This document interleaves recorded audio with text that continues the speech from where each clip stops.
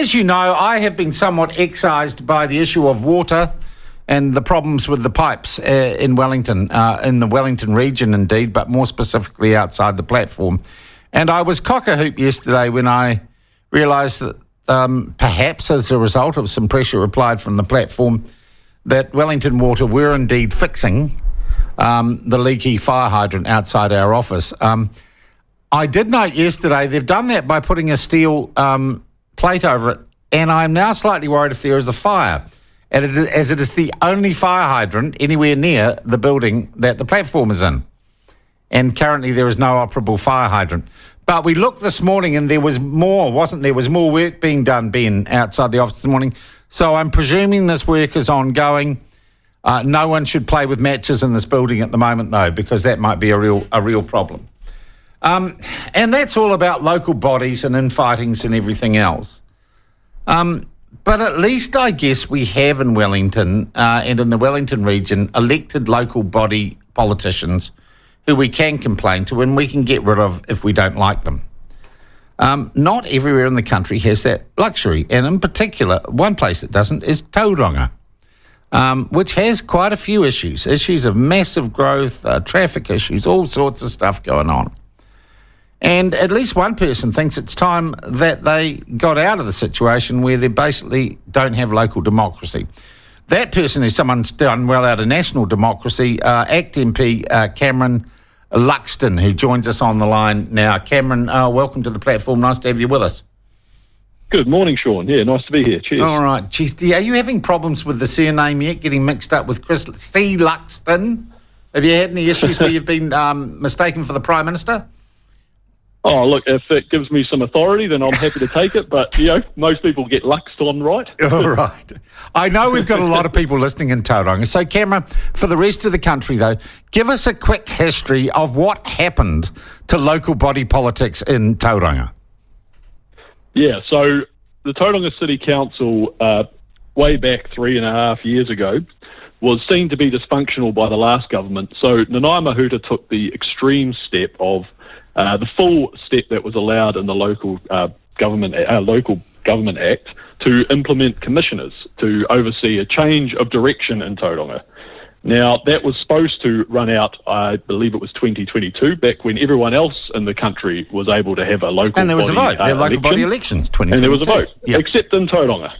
So Tauranga, the term was extended, and it's good news that we are getting democracy back in July because both ACT and National campaigned on restoring democracy, and the commissioners agreed that their time was up in July. So we are going to have local body elections again. However, in the meantime, we've had the long-term plan. Those separate, so they're not part of the national cycle. You're just going to have a local body election in July. Well, it's the date's yet to be confirmed, I believe, but it's in July, and I think that is out of cycle. Yeah, it's kind of hard to keep ahead of when democracy is such a fraught topic in Tauranga. But look, so in the meantime, we've had a long-term plan. Submissions close, and the council was getting submissions on a plan that didn't include all the capital spending that was projected. So my big concern is that without a proper submission process on the new capital spending that's being allocated, Tauranga City, which already has the highest residential rates in the country, is going to have a ballooning debt. It's going to be twice the size of Christchurch City Council's debt, and we haven't had an ability to have a proper say on it.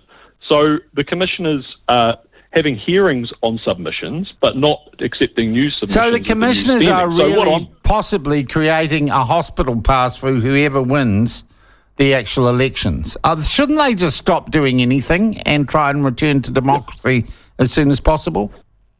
That sounds like a great idea. Look, that's what I've called for. I think they should move into a role of caretakers until we have democracy back in Tauranga, because at the moment, the people of Tauranga have not had a full chance to A, vote for their elected representatives and hold them accountable, or B, really have a proper discussion about the spending that's being planned for Tauranga City Council.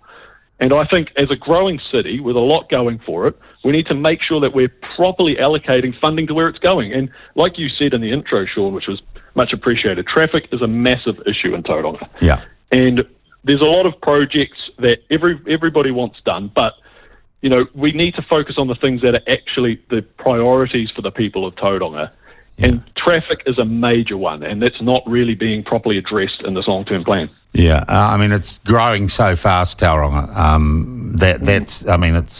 It's a victim almost of its own success. I have to say too, Cameron, and I spend a little bit of time there for various reasons in Tauranga. I strike two attitudes when I'm there talking to people, and I'm fascinated by the fact that Anne Tolley's basically run the city as her personal fiefdom. Oh, that's going a bit far for the last 3 years or so, 3.5 years. People either just do not give a stuff or are kind of outraged. But I find, in my experience, more people who say, it seems to be okay, not really interested. You'd think once it starts hitting people in the pocket, they might be concerned. Tauranga's already had a massive increase for our rates, as I've sort of mentioned. We're the highest rated council, but we've had a 50-something% rates increase so far, and this is projected for another 50%. So I think you'll find people will be concerned. But like with a lot of things, when it affects somebody personally, they start to take an interest. Yeah. And over the last 3.5 years, more and more people have been affected personally, and more people are contacting me and saying, we need somebody to stand up for us and actually ask for democracy back. Cameron, there's the other issue too, mate. No taxation without representation. And people who are paying rates at the moment have no representation, and they haven't had for 3.5 years.